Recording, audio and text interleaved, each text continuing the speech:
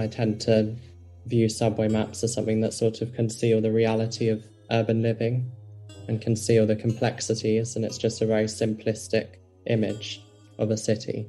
So it's all just this idea of like masking the reality.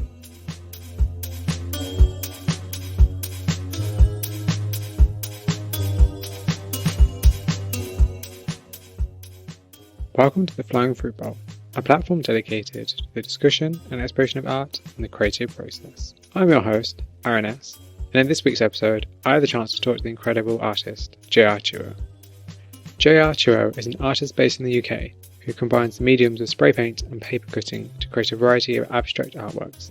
Chuo explores the delicacy and dimensionality of paper and how it can be repurposed into something that inspires conversation about wider issues.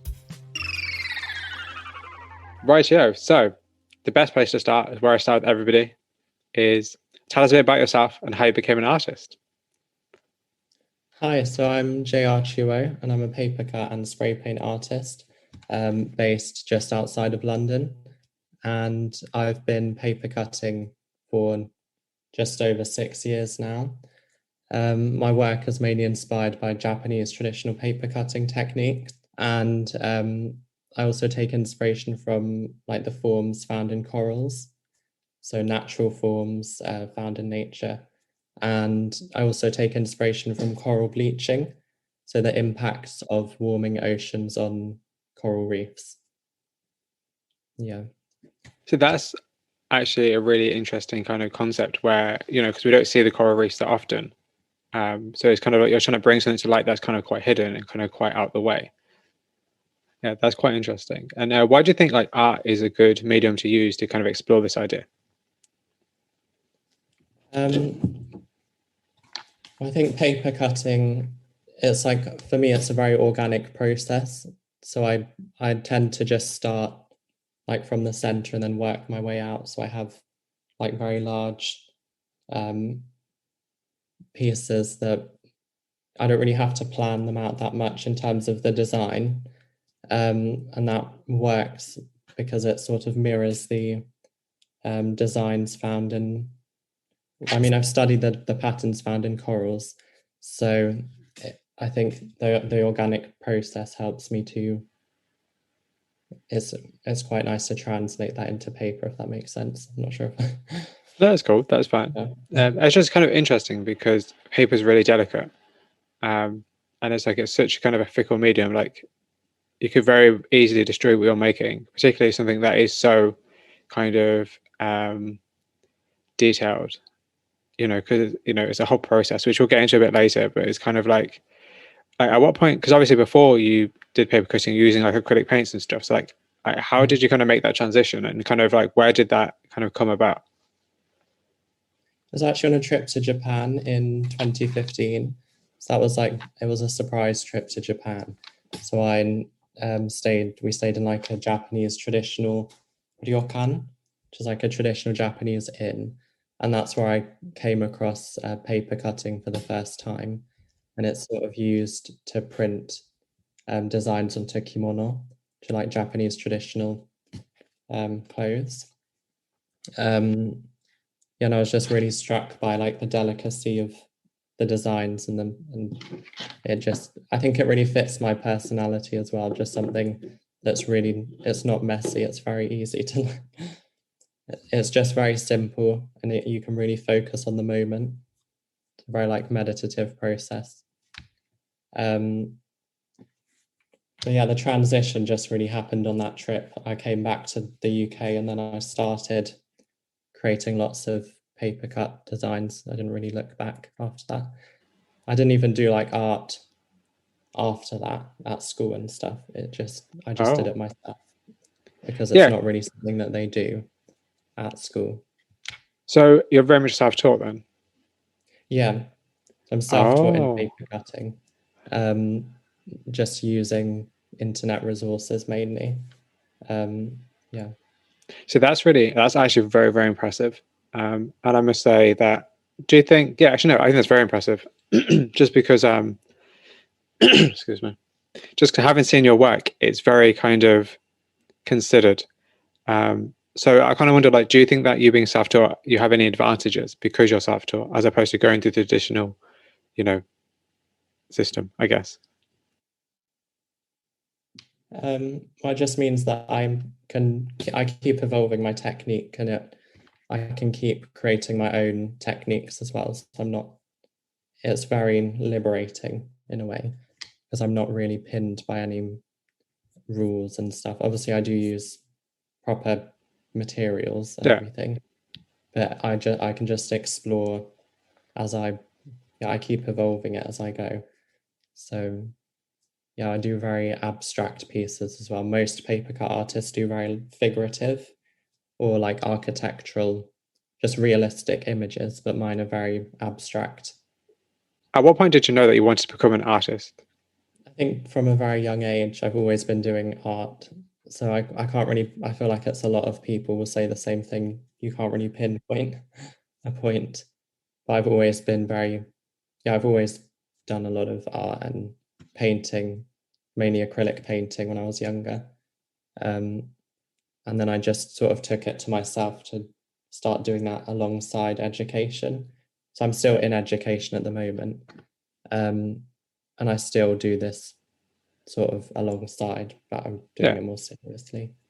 Yeah, because that's what I was going to ask you, and I was actually really curious because obviously I didn't actually realize how young you were. I only realized yesterday and the day before when I was doing research on your work, a bit further more research, a bit more in-depth research.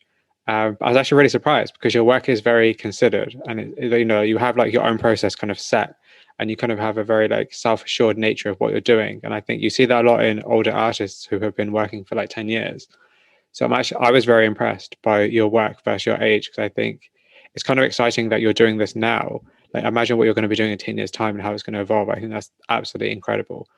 And I think that, yeah, it's kind of really curious for me because I was just really surprised by that. And it's just I don't know, it kind of shocked me in a good way. So what are the sacrifices of being an artist? And like personally for me, Well, yes, both personally for you and also for your work. it's a difficult question. But I think for me, obviously doing this alongside education, I'm not sure if that's that sort of answer that you're looking No, for. that's perfect. It does mean like a balancing act. Yeah, I was going to ask you, so how do you manage that balance? And in terms of like, because obviously your education can take away from your art, and then your art can also take away from your education. But then you also kind of want to follow the art. As I'm assuming you want to be a full-time artist. Yeah. So it's kind of like, how do you balance that? Because you are at that moment in time where education is very important, and you're at that age where it is very important to pursue. But also, there is a possibility of you not really having to do that because your art career could take off. Mm-hmm. Yeah, it isn't an easy balance. And I still don't, I'm still like learning as I go because I don't know what's going to happen in the next couple of years. I've still got 3 more years at uni. So I still obviously don't know how it's going to evolve. And I think the work's going to get harder as I progress, obviously, because I've just done first year. So that should be the easiest one. But at the moment, it's been really good because the art really complements the sort of stress at uni and that constant working. It's really good to have something to just take time to myself to do paper cutting. It's really like where you put your time as well, because a lot of people will put their time into just scrolling on TikTok or something for like 7 hours a day. So this is just like a different way of spending I mean, I am guilty of that as well, but I'd think even just like taking half of that time out and doing paper cutting or doing something that you're passionate about, then that I think there is enough time, basically. Yeah, I completely agree. I think everybody always says, "Oh, I don't have time to do things," but actually, when you kind of stop to think about what you're spending your time on, you realize you actually do. It's just you're prioritizing your time in a different way. And if if you kind of turn your phone off for a while and or kind of reconsider what it is that you actually really want to do, I think you can find the time to do stuff. I think it's very easy. Obviously, if you work, like I work, like I have a full-time job and I run the site and the podcast, and it's a lot of time. But like you balance it. You figure it all out, and you make time. You always make time for the things you love. Like I think that's so important. I think particularly artists, because it's like, especially at the very start of your career, like there's no guarantee that tomorrow you're going to get a lot of money from what you're doing. It's going to be a long, slow, steady process. It's a lifelong process, art. So I think, yes, I think it's great that you have that attitude that you want to spend the time on it, and your work is very time consuming. So you kind of have to force yourself to create and spend the time. So I think that's great. And I think that's it's a very mature way of looking at it, I think, which is why I think people think you're older, because you have a very mature way of looking at things. So yeah, so this is a question I asked you when I met you, but I'm going to ask you again because I ask everybody, is what's the most challenging part of being an artist? I can't remember what I said when I met you now, but I can't remember what you said either. I think you just have to be very adaptable. That's really important because it's constantly changing, especially with social media and trying to like keep up with trying to keep people's attention. It's not easy you have to keep adapting. You can't just stick in one lane, I think. And also just all of the different skills that you have to learn as an artist. That's something that I didn't really know much about before. You have to really, it's like running a whole business, basically. Yeah. That's how I see it. You have to learn so many different skills. It isn't just paper cutting. Most of my time, well, not most of my time, but like quite a large percentage of my time when I do art is actually spent on other stuff that I have to do, business stuff. So it isn't like the whole time I'm paper cutting. There's just always a lot of stuff to think about. And that is not really for everyone. If you think that being an artist is just that romanticized version, then I'm sorry to break it to you. No, yeah. Absolutely. It's like admin. Admin is kind of like 90% of your time, and the creation is about 10%. Because like really, like there's so many things that involve, there's like marketing, there's the business side, there's taxes, there's selling work, there's packaging work, there's the actual creation of the art, there's recording videos for Instagram, there's emailing people, there's promotion, there's so much that goes into it. And I think what I kind of want to hope to do is kind of make people aware of that, because I think it's so easy just to see, oh, this person's creating loads of cool work, they're selling work, let's do that. And you try to do it and you kind of realize like, oh, actually it's a lot harder than you think. I think everything's a lot harder than we think, but we don't realize. And what do you think that needs to change, or what kind of education do you think people need to have so that people who are aspiring to be artists can kind of understand that it's not just about the creation? I think I'm not doing art at uni, so I'm not sure if that is something that's taught as part of a creative degree. But in terms of what I learnt at school at art, it was very much just focused on the techniques and experimenting with lots of different things. And that is good for a lot of people, but I think it doesn't really encourage people to go down one specific route, which I think is really important as an artist, picking one thing that you want to.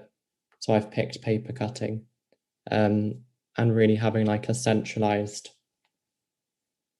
I'm not sure how to explain it, like having one type of art that you focus on in order to create like a cohesive body of work. Yeah, that's perfect. So how do you find the value in your own work? Well, it's really for me. The reason that I create my work is for me. So, and also obviously to show to the world now. Yeah. But I wouldn't be able to do it if I didn't enjoy the process, because that's really the thing that always keeps me going, that I always want to keep creating new work and experimenting with different types of paper cutting techniques. So that's really where the value is. It's quite a selfish value, but I also do enjoy now. It's quite a recent thing that I've been showing it to people, because I was doing it alone for quite a few years. But yeah, the value is very personal, I think. So what kind of inspired you to want to show it to other people? Because the last person I interviewed 2 days ago is an artist called Tffb Jr Chuo, And he said that actually for like about a very long time that he didn't show his work to anybody. And I kind of wonder, like, why is it that, like, as an artist, there's something that you create and you value what you're creating because you create it for yourself, but it's so hard to show to other people. Like, why is that? I think I wasn't really ready to show it to people at the time because I was still discovering lots of new things for the first couple of years of paper cutting. And now I sort of reached a point where I feel like I'm good enough in my technique. I think it's just more of a confidence thing, that it takes time to build that confidence to be able to showcase your work to the world. And there's a question I wasn't going to ask you that I just thought on the top of my head. It's like, so how do you feel about putting your name to your work in terms of, like, because you don't know where it's going to go, and you could, like, have a different view of it yourself in about, say, 5 years' time? I don't really put my personal name to it anyway, but okay. I mean, my name Jr Chuo isn't my real name.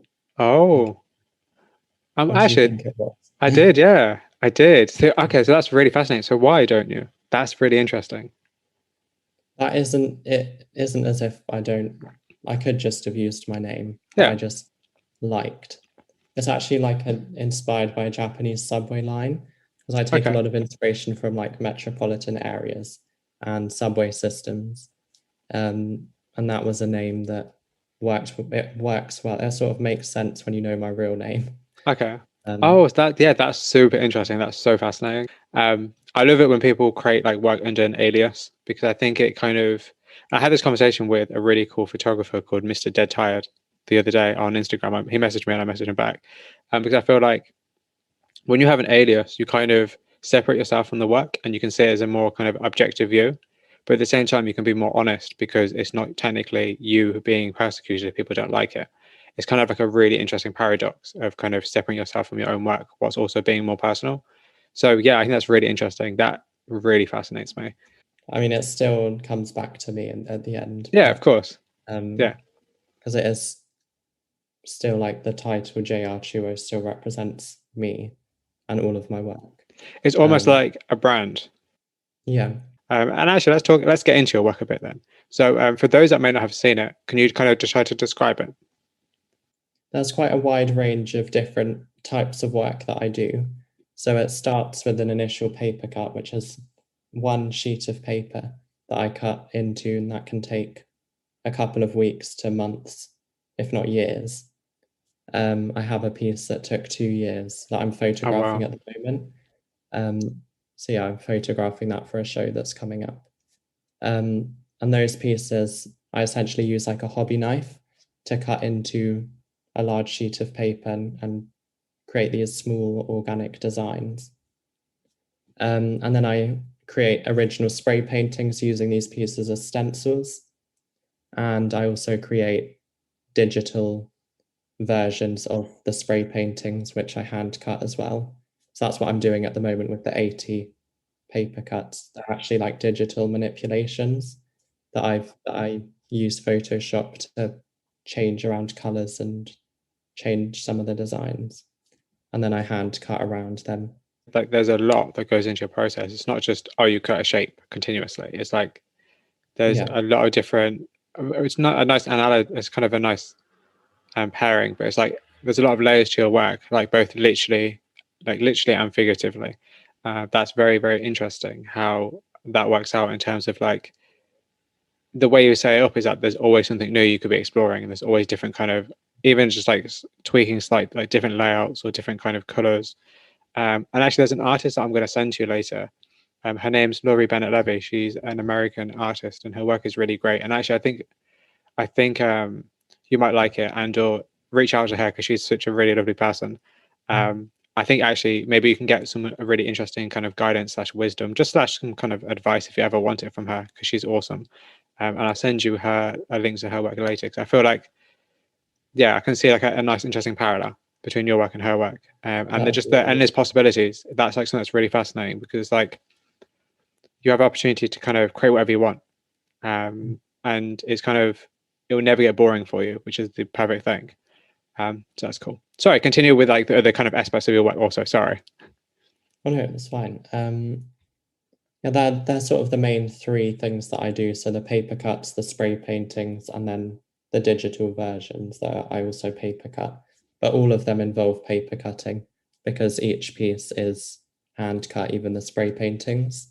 And I sort of raise them to create this idea of a coral reef, this image of a coral reef, like lots of different layers and elevating each paper cut at a different height. Oh, It creates a sort of canopy effect. And that's what I'm doing with the large piece that I'm working on at the moment. So that's going to have about 300 digital versions that I'm hand cutting and then raising them at different levels. And then it will be like lit from behind. oh wow, that's amazing. Which I That's, haven't done before. see, So that will that's add a whole new dimension to it. yeah, that's what's really fascinating. That's why I'm very kind of enthralled with your work, is because you could take it in so many different directions. And you already have, just in the short amount of time you've been doing it as well, which is kind of the interesting thing. And it's like, I don't know, it's fun because it's fun to see because it seems like you have fun with it. And obviously you're taking it very seriously, but also at the same time, there's a lot of play involved. There's a lot of just kind of experimenting and seeing what happens. And if things go right, that's perfect. If things don't, then that's also great because you can probably use your mistakes for a new piece. So yeah, I think it's very exciting. Your work is very exciting. And actually, let's talk a bit about your inspirations. Because as you said earlier, like, so coral reefs are your inspirations and also kind of the Japanese metro system. So kind of like, because you're right, they're very different. One's like very present and one's very invisible. So like kind of how do they so how do the influences come to your mind when you create a piece of work, and also kind of like do they ever merge in a piece of work? Yeah, I think they constantly merge in all of my pieces. So the coral reefs really come into the way that I create the structures of the pieces.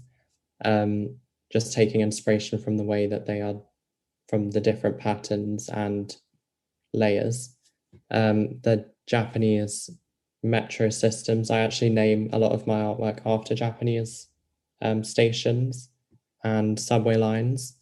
Um, and I also, the colors that I use as well are sort of inspired by subway maps, but also by the colors that certain corals emit before they die, before they're bleached.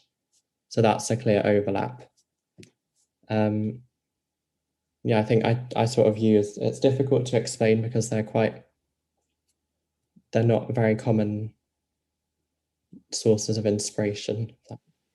I'm not sure if your inspirations, or whether you want them to, but I'm not sure if your inspirations show through your work in the way you might. I mean, I don't know if you want them to or not, but I don't know if I looked at your work objectively without having spoken to you and or done any research, if I'd understand the inspirations you have. Is that something you're aware of, or is that something you don't really mind?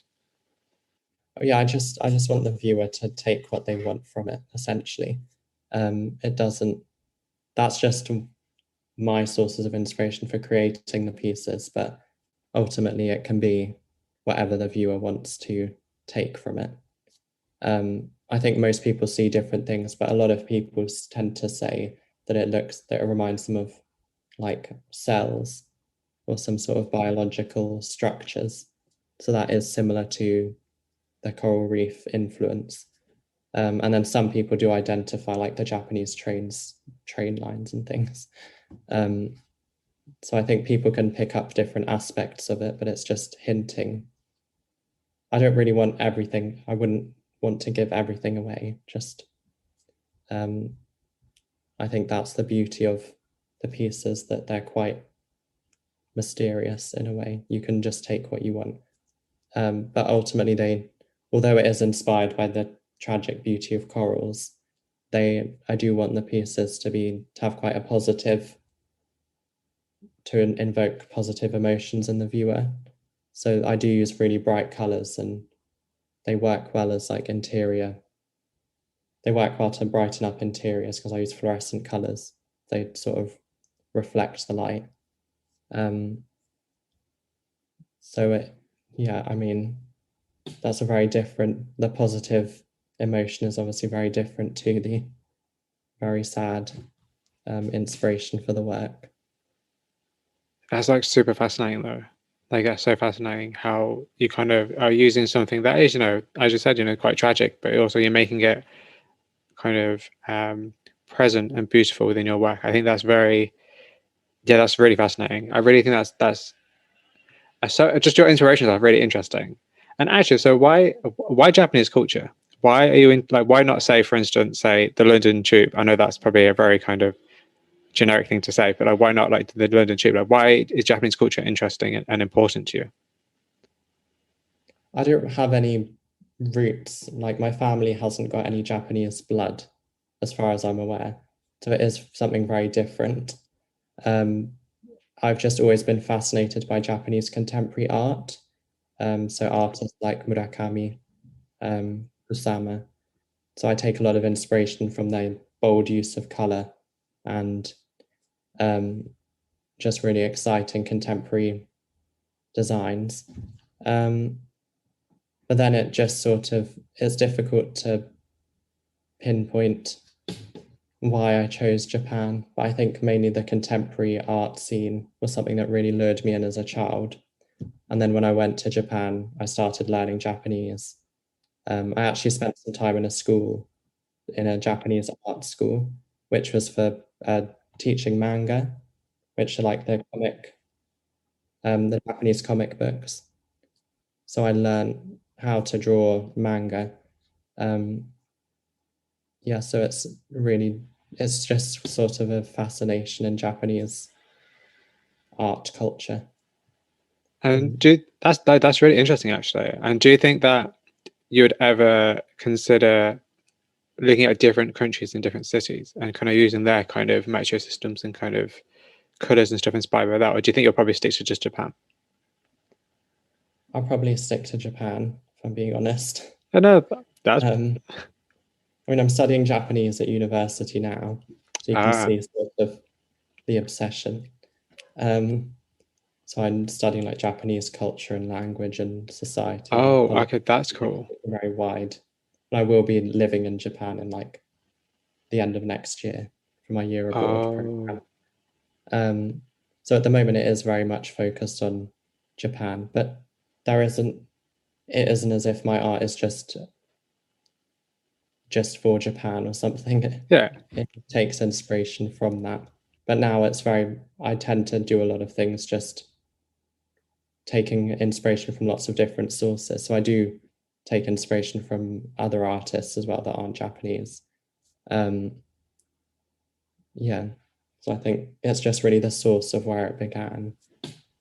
Okay, that's cool. And I think that's kind of like fascinating. So how do so like so so as somebody who is from London, or at least close to London, how do you think your work is perceived then by people outside of the UK? Um, I've had quite a positive response by people that have bought my work and things. I think people like the vibrant colors and that, especially like an American audience, I found is they really react positively to the vibrant fluorescent colors that I use and that positive vibe. Um, um, I think it really just depends on the person's taste because some people won't like what I do because it's very abstract and contemporary, and other people will appreciate it. But it isn't just like a completely Japan centric Yeah. art. I'm not even sure how Japanese would respond to it at the moment because I haven't even exhibited there yet. But I'll find out soon. Yes. Yeah, because you've got an exhibition coming up in Tokyo, haven't you? Yeah, so that's it's Tokyo International Art Fair. Oh And I'll be wow. exhibiting a few of my pieces there, but I can't attend, which is really sad. Oh, that is a They're shame. not opening up the borders until next year, I think. Oh well, yeah, of course. I mean, yeah, that makes sense. But yeah, that's a shame. But at the same time, it's a great opportunity, particularly for your work. Yeah. So in your biography, you said that you like to explore the notion of facades in society that conceal harsh realities. Could you talk a bit about that? Because I thought it was a really curious statement. So that's really mainly just trying not to give away everything, trying to conceal I think it's really what we've spoken about in terms of my work doesn't really give away the harsh reality of coral bleaching when you just look at it. It's a very abstracted version of my inspiration. And in terms of the subway maps as well, I tend to view subway maps as something that sort of conceal the reality of urban living and conceal the complexities, and it's just a very simplistic image of a city. So it's all just this idea of like masking the reality. And my work does that as well. Even my name, it doesn't, I sort of conceal everything. Yeah. I don't really give anything away in that sense. No, because one thing that I'm curious of at the minute in terms of art is kind of the artist and their personality versus like that art. Because I feel like some artists are very good at kind of being the forefront of their work, and you know them, and then you know their work. And other people like yourself who are a bit more mysterious, whose work is at the front and they're kind of very much in the back. And I'm kind of curious to kind of think about like, and actually the best way to ask you is actually to ask you a question is like, how often do you put yourself like in your kind of behind the scenes of your work, and how kind of present are you personally like as yourself on social media? I mean, I post like photos of myself, so I'm not completely hiding Okay. who I am. And I think my personality might come across, must come across for people that have followed me for a long time. And I've done like Instagram lives and things as well, so Okay. people have seen me. I don't do them that often, but I have done them before. Yes, I really just want people to take what they want from my art and not really have it influenced by me as much. Yeah, but that might be something that I change in the future. I might become someone that is much more at the forefront of my art. Yeah. All right, that's cool. It's just something that I'm kind of really conscious about at the minute in terms of that. Like after talking to a lot of artists and seeing a lot of art and kind of thinking about how the artist and the art kind of correlate. Because sometimes there's a lot of artists that I know, like they're on Instagram live every day, or you know, they do Instagram stories every day, and they're like they show you their life, and like people relate to that a lot. And then there's some people who don't do that, and people relate to them a lot. I think it also depends on your audience, I guess. But it's just kind of interesting to think about how people have their own different set ways of doing things, and sometimes it might be nice to. I'm not telling you to necessarily do that, but it might be nice to go and have a look and kind of reconsider how can you be a bit more personal, if that's what you want to do. You know, just something that to think about, something that I'm thinking about in my own work, and also for the Flying Fruit Bowl. So, just something that I'm thinking about. So, how much space does your art take to create? It really depends on the size. I'm actually on a table that I use for paper cutting now, Oh, and that's about 2 meters, okay. like a 2 meter circle, 2 meter diameter. Oh, So that's the largest that I've ever done. So I probably won't be doing one bigger than that in the near future. So yeah, that's probably it. All sort of works on this table for the actual paper cutting. But I do take up a lot of space because I actually work in my house. So I've sort of colonized. I've taken up a lot of space in across the house because I have a lot of storage and places where I do packaging, and it yeah, has of to be course. all cleared out from everything else because otherwise it just won't work if there's anything else in that area in Yeah, terms of keeping everything clean for packaging. yeah, but absolutely. Yeah, so I think it does take up a lot of space. And would you like to own your own studio one day? Yeah, definitely. I'm still living at home at the moment, so it's not. Yeah, obviously not right now. It's not a viable thing to I do. don't know how it's gonna. But I'm looking at on my year abroad actually trying to find like a shared studio space Yeah, to try and work whilst I'm studying at university there yeah. in Japan. Try and continue creating work at the same time. That's really important. Because I think one restriction a lot of artists have is space that people don't really think about too much. Because like you need the space to be able to create work, whether that's a painting or whether that's photography or whether that's paper cutting. You need space. And some people are lucky. Some people have a lot of space or have a spare bedroom, but a lot of people don't. And it's kind of like, how do you adapt to your environment if you don't have the space you need to create, but you also still want to create work? So it's something that actually I should ask more people about, because I think it's something that people don't really think about too often. But that's interesting. And I think definitely looking for a shared studio is actually a really good idea, because you'll meet other people as well. And that could be quite interesting for like collaborations in the future, if that's something you wanted to do. So do you ever worry about the repetition of ideas, or at least your work looking too similar from collection to collection? I think my work does change quite a lot from each collection. So the recent pieces the digital ones that I hand cut, that's a very new thing for me. So I've done a lot of those. Like you might have seen at the other art fair, I had 16 small pieces, and that's my most recent work. But that's like it's evolved a lot from the previous collection of spray paintings, the previous one of just original paper cuts. I think I am quite good at just evolving my work. I don't really stick with one thing for a very long time. That isn't really like a worry at the moment, just because I have so many ideas. I've got like a list of ideas that I need to get through. Yeah, that's cool. It will just, at the moment, I've got enough ideas in the idea bank. And actually, that's a good. Actually, I don't ask people enough about actually the idea of kind of collecting ideas. So it's like, I'm assuming, as you said, you have a list. I'm assuming you write them all down. Yeah. And how important is it? Okay, so the way to ask you, I guess, would be, if you've got a list of ideas that you want to get through, how do you choose which idea is going to be the best one to do at this moment in time? It's really just what I want to do. It's quite freeing. So I have to get all of the materials and stuff, because I do need quite a lot of materials to be able to produce a lot of my work. So if it's paper cuts, I need to get perspex cut to the right size, and all of the standoffs, which suspend it from the wall. So yeah, I think I just pick. It just sort of goes it evolves as I continue creating new work. So it just, whichever one feels most natural at the time, I'll go for that.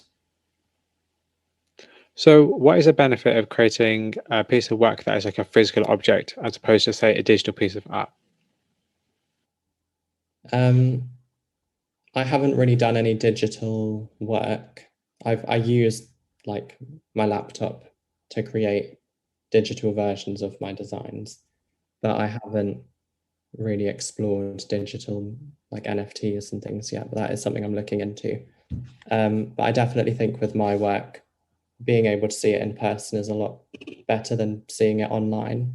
It's really difficult to capture the intricacy of the paper cuts, and because my work plays with depth and light quite a lot, it's really difficult to capture that in a photo.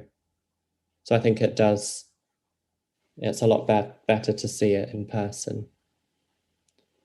And do you ever show like the process of you photographing your work? I haven't shown the process of me photographing it. I show the process of actually creating the paper cuts. Is that what you asked? Yeah, of course.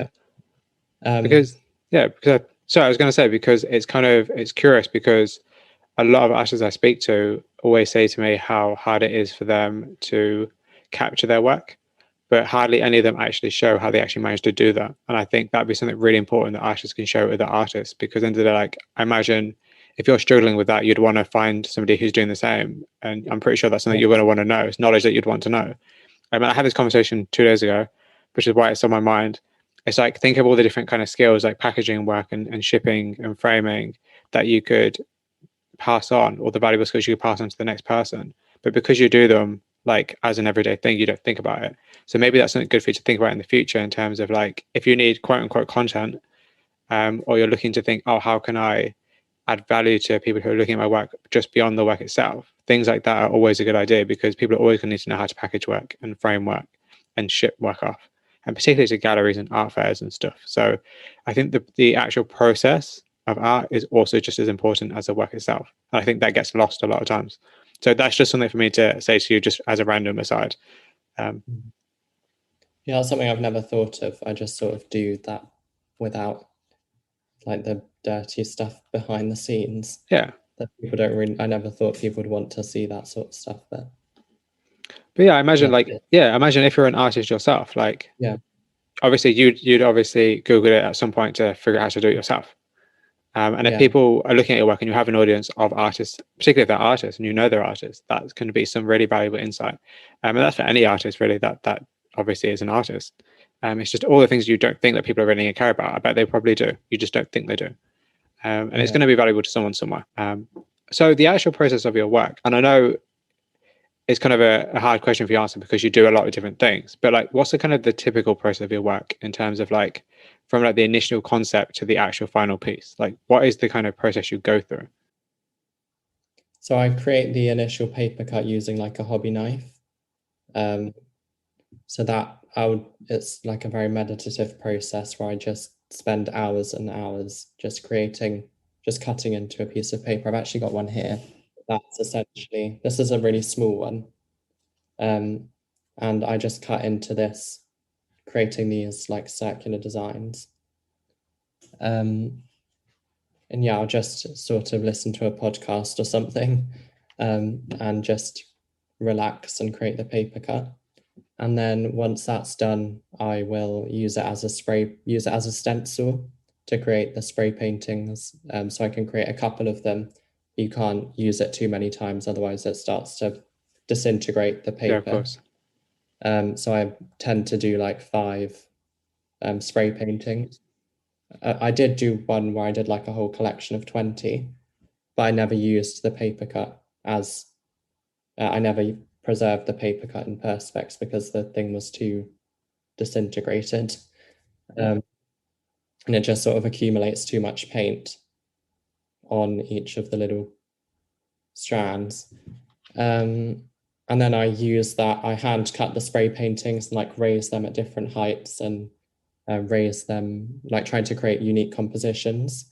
And then I scan them into my computer and create digital versions, which I then manipulate the colors, manipulate some of the designs to try and make them all different. And then I print them out and hand cut all of them. There's like giclée prints. Yeah. I can never pronounce that word. Yeah, I'm pretty sure giclée. I've no idea. There's about 15 different ways to pronounce it. Yeah, I produce them. And then I hand cut all of them and then also elevate them at different heights and sort of play around with different compositions. But I never do the same thing once, twice. I never do the same thing again. So once I've done it, I never really want to do it again, if that makes sense. So every piece is like an original piece? Unless it's part of like every collection is like an original collection of pieces, and then I'll probably never do that again in the same way. Unless it worked really well, then I might do it again. But I tend to want to move forward all the time. Yeah. And that's something I found, that I have a preference for stuff that I haven't done before. So even if it's a slight tweak in the process, then that's better than just doing the same thing. So I think the fact that the stencil disintegrates is kind of a really interesting parallel to kind of the giant coral. That's a really interesting parallel. Of like kind of like you create something and it, for a while, and it's really beautiful and it looks amazing. Like that design is incredible. But then at the end of the day, it dies and it becomes, non-existent. I think that's a really interesting parallel. Maybe not something you thought about, but it's a really interesting parallel. It's not like people's artwork's not just going to disintegrate. The ones that I've put for sale. Yes, of course. Of course. This is just for the stencils. Yeah, of course, a stencil. Yeah, of course. Of course. But that's just an interesting part of your process. And that's how it kind of reflects back into the inspiration. And why spray paint though? That's kind of really a fascinating idea, because obviously that makes me think of paste ups and London walls and murals and stuff like that. Like, why spray paint? I actually spent a lot of my childhood in Shoreditch, in that area. Oh. So I do still take a lot of inspiration from sort of street artists in East London. And I just grew up just seeing a lot of graffiti and spray paint. So that was really what I just fell in love with that medium from a young age, and it's something that I still use now. And it works well with my paper cuts because graffiti artists tend to create their own paper cut stencils. But for me, it's just sort of a merging together of the traditional paper cutting and very contemporary street art. So I still use the two. No, sorry, continue. No, I think most like street artists will tend to just create the stencil to spray paint, and then they won't use the stencil as an artwork on its own. But for me, I do use the stencil as a piece of art as well. Have you ever heard of the artist Swoon?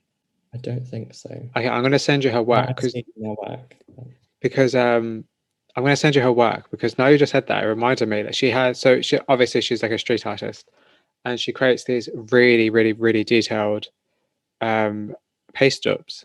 So I guess it's like, imagine if you were to paste your work, a stencil, on a wall. It's like that. It's like very, very intricate, very interesting.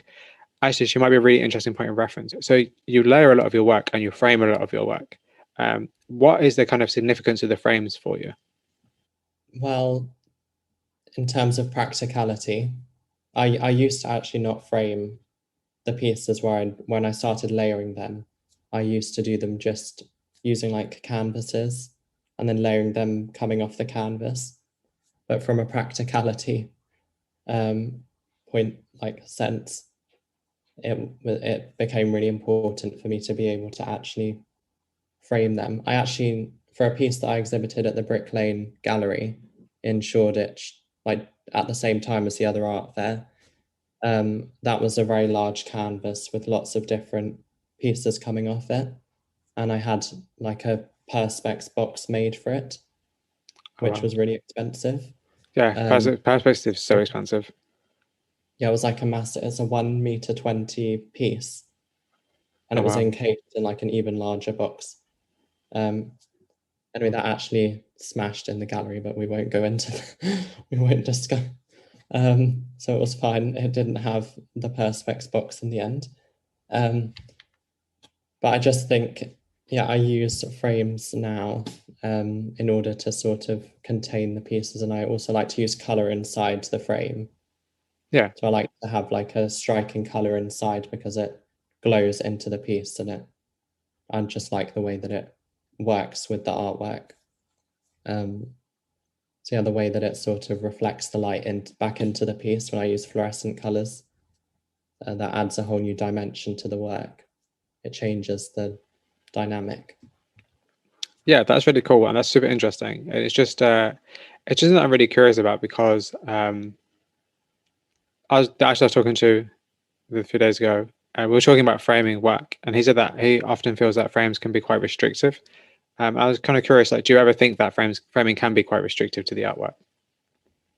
I think for me, it's really a part of the artwork, unlike a lot of artists. So I do build my pieces into the frames. Okay. Especially with these mini reef pieces that I'm creating. They work really well inside the frame. So I cut the artwork into the frame, and you can't really take it apart. Oh, okay. Because artwork works. The frame is part of the piece. So I always sell my work with the frame as just included in the piece. I don't really have the option of just giving the artwork because it doesn't work without that structure. Oh, that's really fascinating, actually. But also, it's kind of good because it makes it more accessible in the way of like you can literally just hang it up straight away.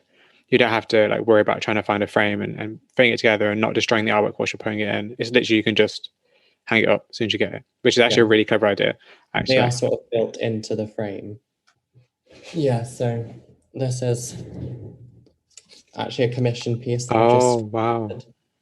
The light's not picking up the colors at all. It's not. It's just literally white. It's actually red and blue.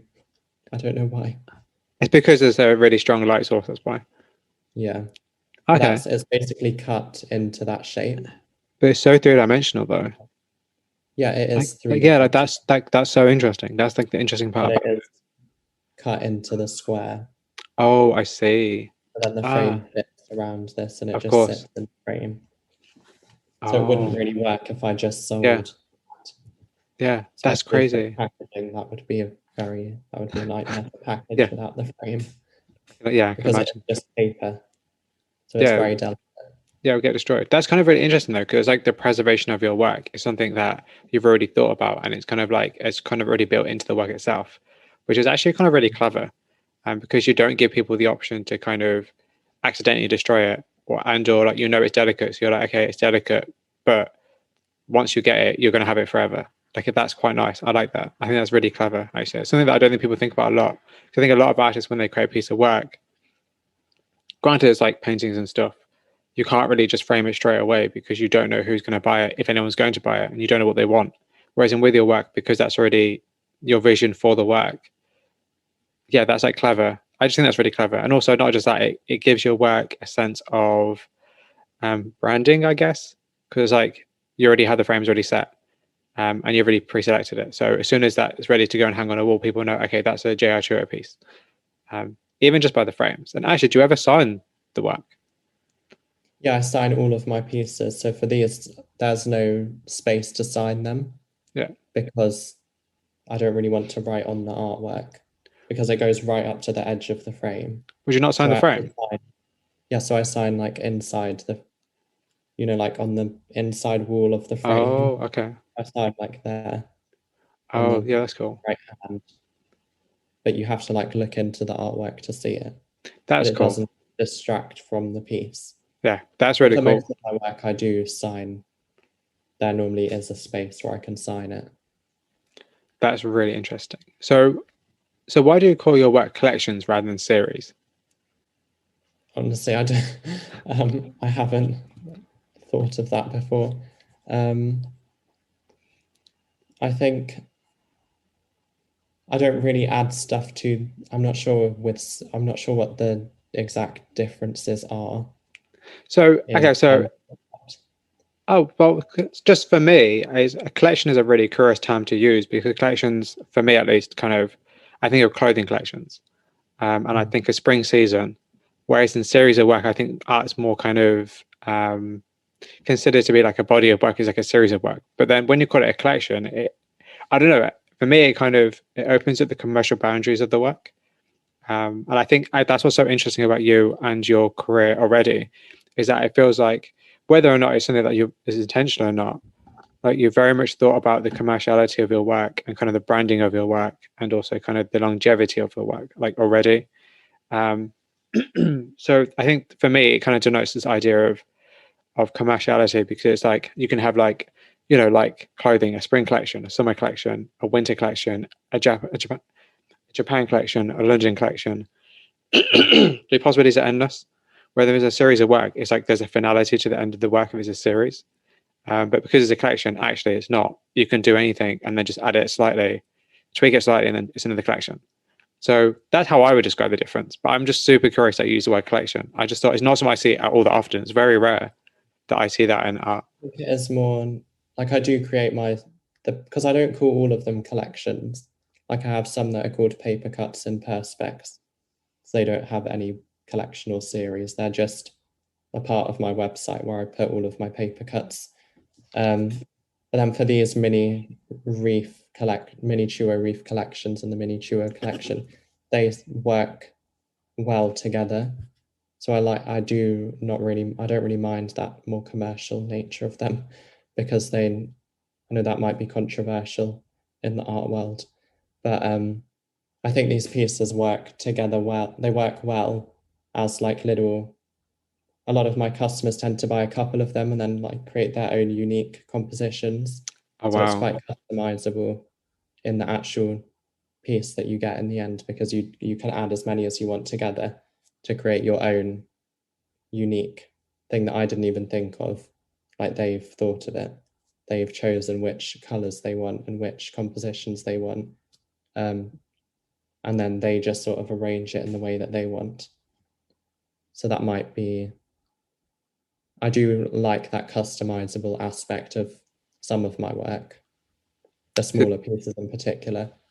so that's really interesting. That's a really interesting idea and kind of way of navigating the commercial boundaries of art. And I'm kind of curious, actually. This is quite random. I just thought of it while you said that. Like, have you ever thought about? I don't know. It's probably a bit odd, an odd thing to say, or at least it may be jumping way too much ahead because of where your career is. But have you ever considered like creating like jewelry or something like that to like accompany the work, or some other kind of collection or something else that's kind of outside of art?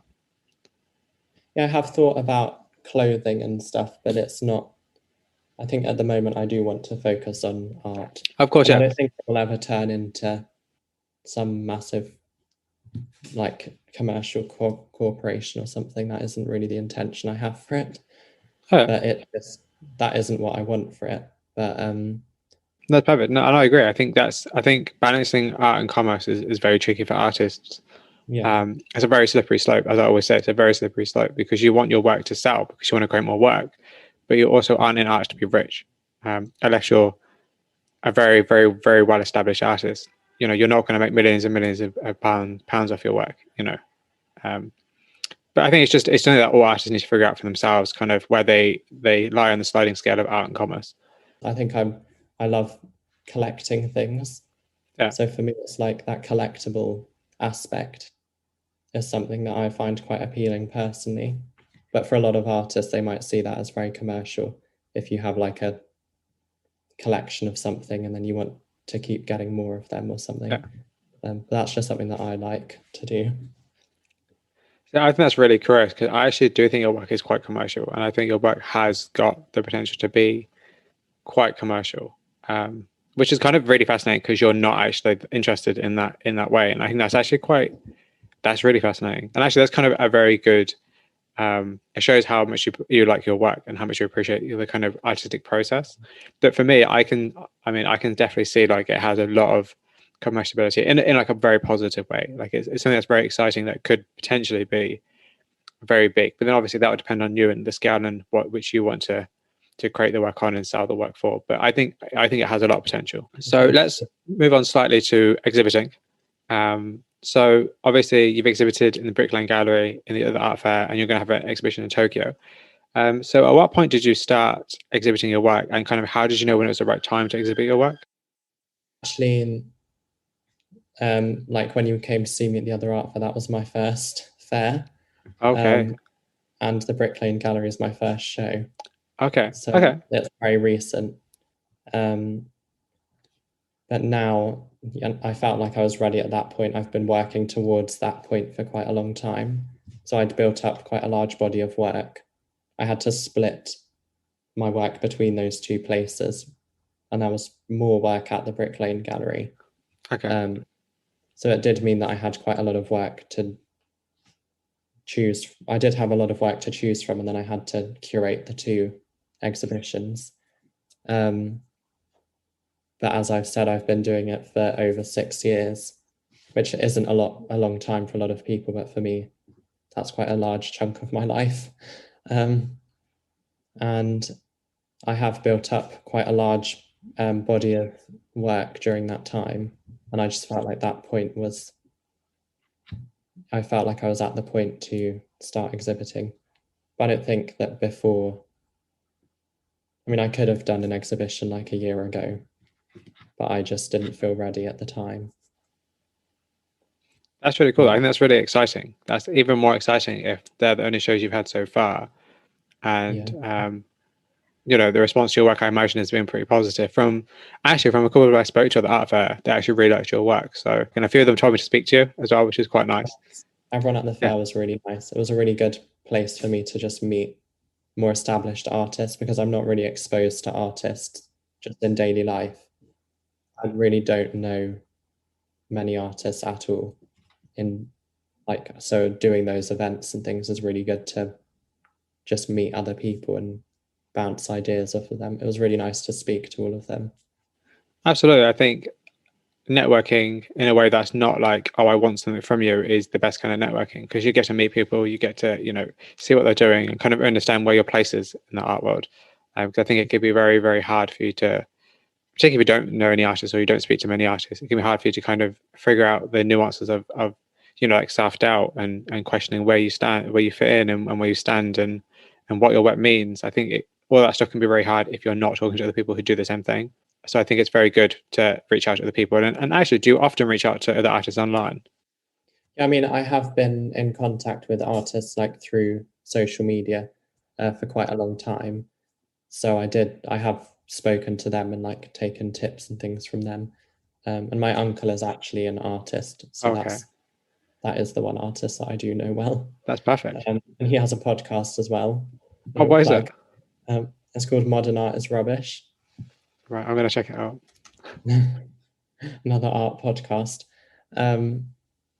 Yeah, so I do take a lot of tips from him as well. He's a really good source of like information and inspiration. Yeah, so I do reach out to other artists on social media, but it was just good in the fair to be able to meet lots of different people. And it's really my type of art at the other art fair. It's very contemporary and exciting. Like there's a real buzz and there's a lot of young artists as well, which is really good to speak to. I met some people that were very young there in their first exhibition as well, so it was nice to see how they were getting on. Yeah, I think that's a great opportunity. I think it was such a good opportunity for you. I think it makes so much sense for you to have done that. And actually, that leads very nicely onto my next question, which is about community. And I do feel like you're a part of the wider art community. I would hope so. I would hope that they were. I mean, as I've said, I'm like my life is very. I do art myself, and I'm not really part of any art groups or anything like that. Like I'm not represented by a gallery or anything, so it's all just coming from me. So I'm not sure. I mean, I would like to think I'm part of the art community, but I'm not. Like, especially my local area, I wouldn't consider myself part of this art community. Very, like in a very rural area. So my work is very different to a lot of local artists. I'm not sure they would be as happy to accept me into the art community when we move. Okay, that's interesting because I think maybe that's something that you should explore in the future, or at least kind of maybe think about, because I think sometimes with art, it's about who you know. So, what are your thoughts on social media and how does it affect your practice?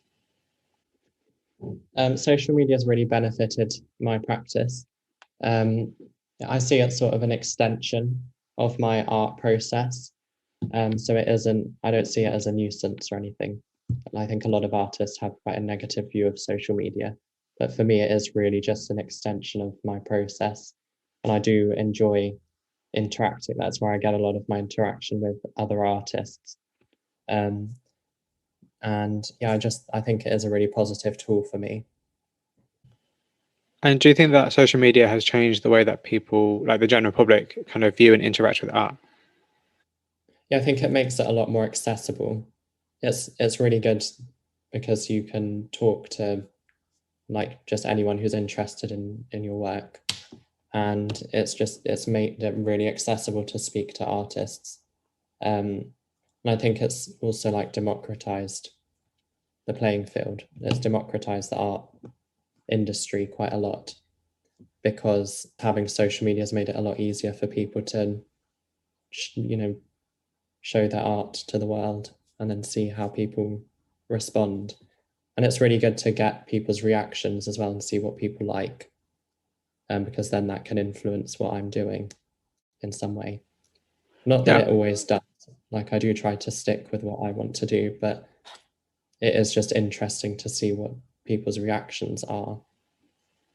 Yeah. And what kind of feedback do you value from other people? I think I value everyone's feedback. I don't take it all on board, but some stuff is really useful, especially from other artists.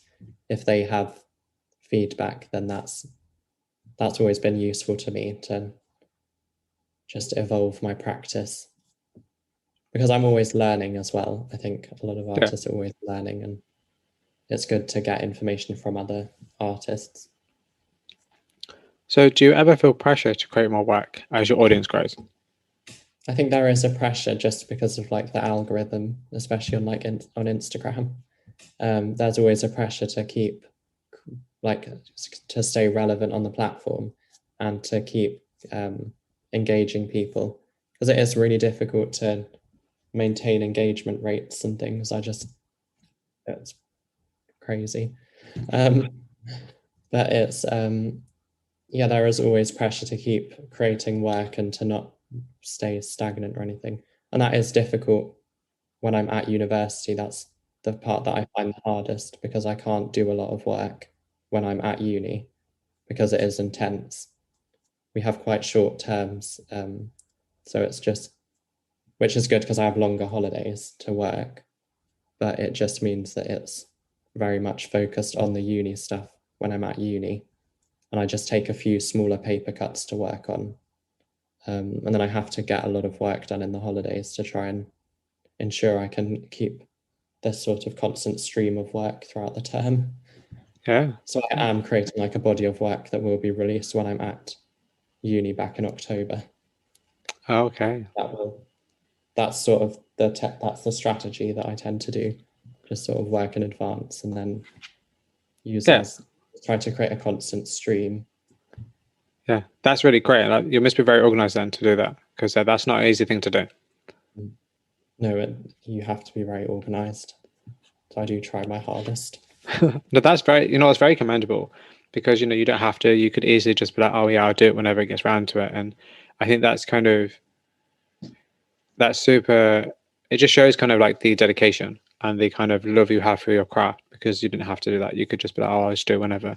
But you're like, no, actually, you know what I want to have and maintain? I want to maintain like a steady stream of work, and I want to make sure that I'm always constantly creating something. So I think that's very commendable, I must say. But I do take art very seriously. I think for a lot of people that do art, like friends that I have at uni that also do art, they don't necessarily want to become an artist or anything. So if it's not something that someone's serious about, then it doesn't really matter. But for me, that is something that I take seriously. So I do want to continue even when I don't have the time. Yeah, of course. I think that's great. And I think that's really exciting for your career for the future then, because it means that you already know what you're doing, which is perfect. Yeah, I think you're just a very exciting artist. You're you're definitely kind of like quote unquote like the one to watch, like for sure. I think you very much are. Thank you. Your work's very interesting, but like a lot of people, like everyone I speak to, it's like I don't know whether or not, without hearing the artist talk about it, people would understand it in the same way. So I think talking about art is very important, and also just the kind of creative process of being an artist. Even if you're not a full-time artist, you're still an artist, and even that kind of balancing act is very, like, people need to still hear that, because not everybody is in a position to be a full-time artist. So I think it's I think it's absolutely great. At the moment, though, it does feel like I'm a full-time artist in the holidays. It very much seems like it from the outside. Yeah, I think in that when I have less uni work, like at the moment, I'm constantly just doing art. Like I tried to wake up really early every morning to try and structure my days in the best way possible. But it does I do like that sort of hustle life of, I know that a lot of people, being an artist isn't really for the hustle or anything. Yeah, of course. It isn't for me, but I do enjoy that structure. Yeah. And especially in like the past few months, I've had a lot more to do, which is always a good thing. Yeah, but I think also it just shows, because the time you put into it, like your work is time consuming, but the fact that you're putting the time into it, and you said you've been doing it for 6 years, and you're like, oh, that's not a long time, but you're only 18. That's a very long time. And not just that just shows that you've been doing it since you're very young. So you're very serious about what you're doing. So what kind of percentage of your time do you spend marketing your work as opposed to actually creating it, and kind of what are your thoughts on marketing? I do really enjoy all of the sort of digital stuff as well. So doing all of the marketing, and I've learned it as I go along, but I do enjoy that. I don't really do any paid. I have done like Google marketing, like paid ads and stuff, but they weren't that effective for my website. So I tend to just do it all for free and just working like on social media. I think social media is a really good place to market for everyone, because it does give you that huge exposure, and it's all you don't have to invest that much money into it, because it can be very expensive to Of get course. marketing people and stuff. But I have recently been in magazines, which has been really good, like in the past few weeks.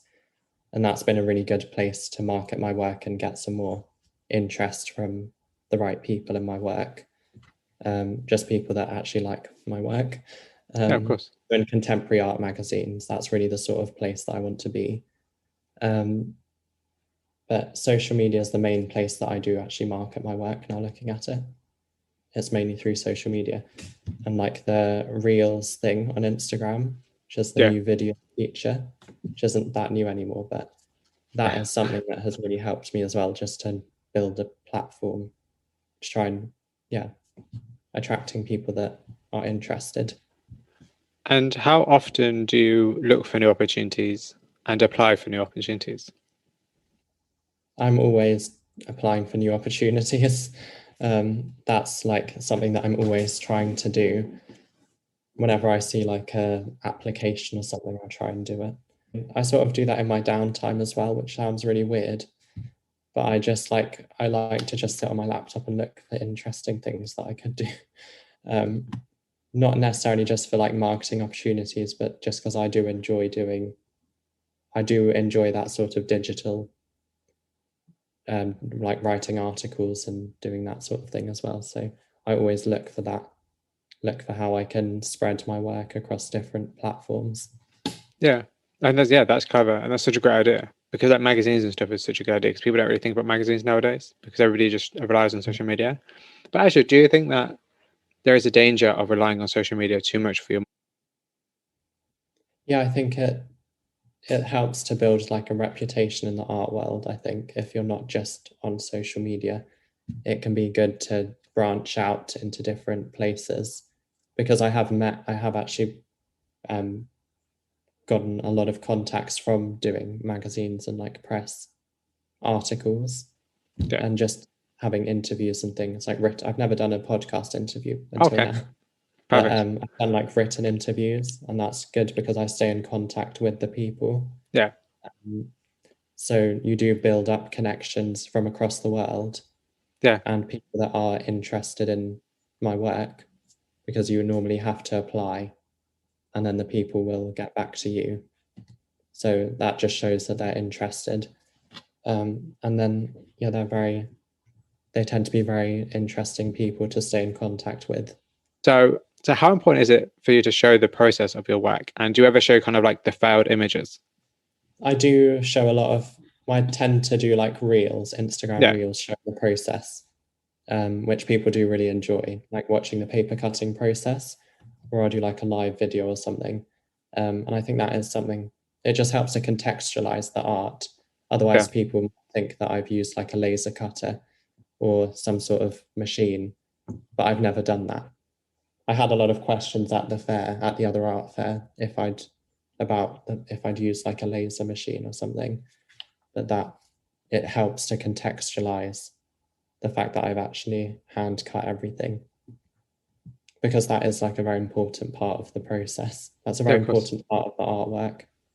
I think it adds a lot of value as well if I've spent a long time on it. Yeah, of course. Like a machine. So in that sense, it could be a lot more commercial if I just use a laser cutter I could just reproduce them. But each piece is individual and I can't reproduce it. I can't do prints of it either, because all of them are 3-dimensional or like transparent. They're all very unique. Yeah, that's incredible though. I think that kind of gives the work a bit more originality, for sure. One thing I want to ask, which I'm kind of curious about nowadays because of Instagram, and obviously it's no longer a photo sharing app. Like, what do you think like the future of Instagram is going to be, and or kind of the future of social media for artists? Well, I think the video is it's a rapidly growing part of Instagram, inspired by like TikTok. So I think people do like to see that more. It's a much more engaging way of showing your work, I think, than just a static image. I do like showing static images, but obviously creating a video takes a lot more time and effort to edit the video and use music and things. I think it will continue to go in that direction of just being a lot more engaging, maybe for a younger audience especially. It will be difficult for artists to continue just showing images of their work, I think, which is very sad. But I think people's attention spans are going down the drain, so Yeah. maybe using videos would be a lot better. But it's also kind of interesting because creating videos actually take quite a long time, like a longer time than people realize, until you actually do it and you're like, oh damn, this actually does take quite a long time. So it's kind of funny for something that's a lot shorter that people are going to look at a lot less, you're actually spending more time. How do you plan to, and/or are you thinking about, like, how are you going to future-proof your career if Instagram dissolves tomorrow? Like, how do you want to kind of make sure that your audience and your reach is going to be kind of sustainable for the future if, say, social media becomes like not the favorable platform of choice? Well, I think that's the thing about being adaptable. You have to keep adapting to the changing currents as an artist. So I think I would have to move on to the next platform probably. But there's all of the things that you have to do offline as well that are equally as important as the online connections. So doing events and things is, I think, just establishing myself within the real life art world is definitely a priority at the moment as things start to open up with COVID. So I think creating those personal connections is really important outside of social media. But I do see the huge benefits that social media has for me. So I probably would look to the whatever's next, try and catch on to that before it becomes big. It's like almost like all we're doing as artists and creatives is jumping to like the next sinking ship. It is sad, but it is the reality. So I was thinking about it because I spoke to a lot of artists who say similar things about kind of the future of Instagram, and they're kind of a bit worried, or maybe their work doesn't really translate to video. They can't really do much. And also, I think like with photographers, like I'm a photographer, but like with photographers, it kind of forces you to become like a video editor, and it kind of forces you to do other stuff, which is kind of good in a way, actually. But it also changes the way you kind of want to create your art. And I think that's kind of the shame. I think it doesn't really work for everyone. Luckily for me, it does complement my work because people are interested in seeing how it's actually made. So that is a positive thing. Yeah, because the process is just as important as the final piece. Yeah. Yeah. I think it's even more important in my case, the actual process of it. That's interesting. That's very interesting, actually. And actually, I'm going to send you the link to the person I interviewed 2 days ago because his work is very similar in terms of he creates resin sculptures, and the process can take like weeks or months. And it's about the process. It's about the layering. Actually, there's quite a lot of interesting parallel between your work. It was kind of funny. I actually wasn't planning to interview him when I did. It just the opportunity came up, and I was like, sure. So actually, I'll send you his work because the parallels are really interesting, actually. Because his work is like resin. He pours like a layer of resin. He has like a piece, hand cut collage, and another layer of resin, and another hand cut collage on top of that. So they become the 3-dimensional sculptures. Now I'm thinking about it, there's actually a lot of parallels between your work. Okay, yeah, I'll send you his work later. That's really interesting. Let me quickly write. Well, actually, his name's really down here, but that's really interesting, actually. And actually, that's a very nice segue because I have a question for you from the last person interviewed, which is him. So his name is Jay Riggio. Jay Riggio. I have to make sure I say it properly. Yeah, so the last person I interviewed was called Jay Riggio, who is obviously a resin sculptor, as I just said. And his question for you is, what do you listen to when creating work, and what is the ambience of your environment like? Well, I actually listen to podcasts when I'm creating my work, but I also my favorite thing to do is just to do it in silence. It really just depends on just how I'm feeling at that time. I don't really like listening to music when I'm doing work for some reason. I just can't concentrate if I have music, because I like to really focus on something and not be, I know podcasts might sound really contradictory to that, but I just like having something really clear to focus on, and music tends to just muddle up my mind too much. So having either just being in silence or listening to some interesting discussion, that's my favorite thing. Yeah, but I do also like meditation sounds. That's something that I do listen to as well. Yeah, that's really cool. That's super awesome. I think It's that's like a really, it has to be just a it has to whatever. it matches your work. It matches Yeah, the vibe of your work, which I think is great. And I you think have to be really calm, otherwise yeah, you muck it. yeah, and I think the environment of the artist is actually really interesting because it reflects in that art, or it might not reflect in that art in some cases. So I think that's very, very fascinating. So yeah, and also, do you have a question for the next artist I interview? Oh God, I didn't. I have not thought about this. Do you know who the next artist is? I don't, not at this moment in time. Well, I have an idea, but I can't guarantee it's going to happen. Maybe just what are their plans for the future? Okay, that's fine. I don't I know. mean, That's not the I best mean, question.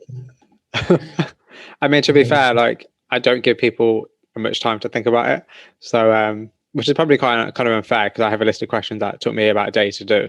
So I like the spontaneity of asking people, like, what do you want me to ask the next person? My next question is, how do you define the term contemporary art?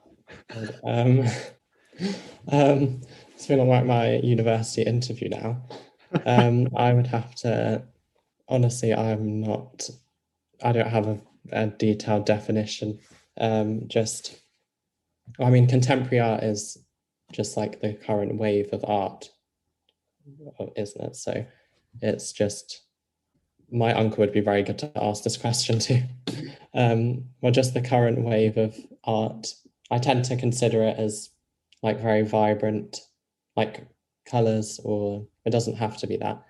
Maybe just like questioning the boundaries of art, trying to challenge the boundaries of art in some way. That's how I tend to see it. There's a lot of different mediums that have been introduced that weren't necessarily present in the previous waves of art. Yeah, I'm honestly not. No, that's a great answer. And to be honest, that question throws everybody, like everybody. I was going to say that they just stare at me like what, because Comes to a definition. I'm not.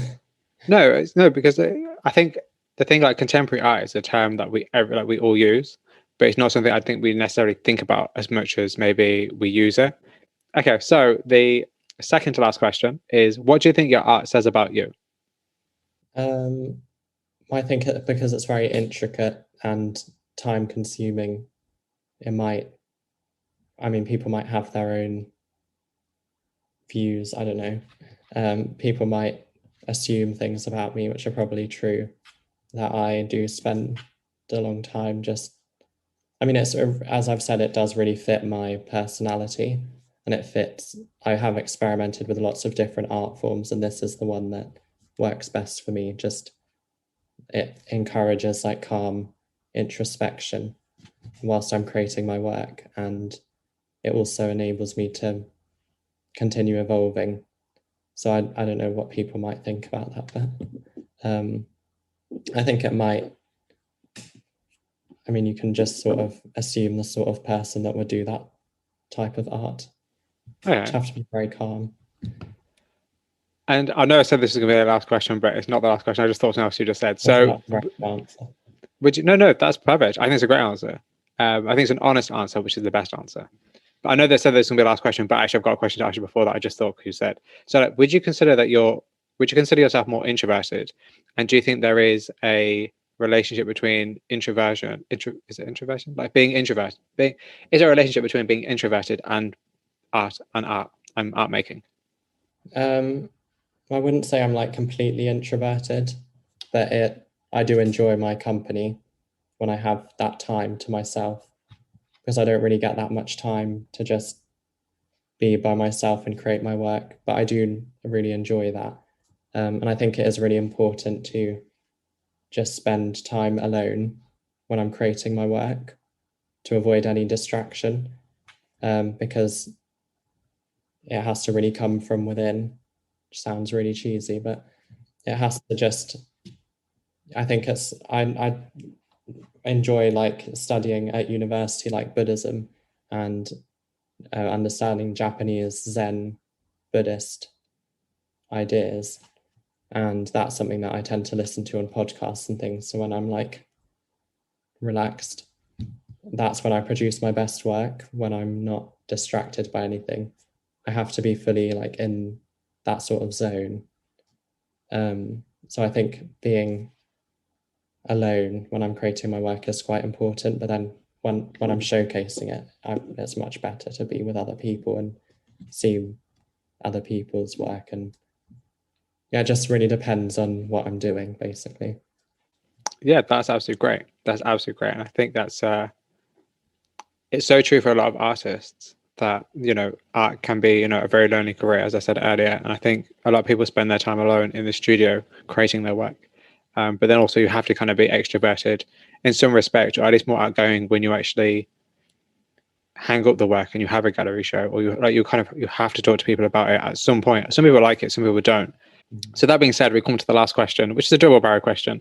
The question I ask everybody to finish is, what are you currently working on, and where can people find more about you and your work? I'm currently preparing for a show in Tokyo, as I've said, and I'm also working for another show I haven't told anyone yet, apart from like family, which should be happening soon in Milan. I also won't be able to attend that because I will be at university. But so I'm preparing a lot of work at the moment. There's quite a large body of work that I need to finish in order to exhibit at 2 places again. And I'm also working on I'm actually working on a magazine collaboration at the moment, which should be coming out in August, towards like the end of August. So doing a lot more of that marketing and digital ventures, like just working on some more collaborations. And you can find me on my website at www.jrchuo.com, which is JRCHUO. And my Instagram is just at JRChuo. And then I also have LinkedIn, but I don't think anyone cares about that. So we'll just focus on, yeah. Oh, do you know what, JR? Thank you very much.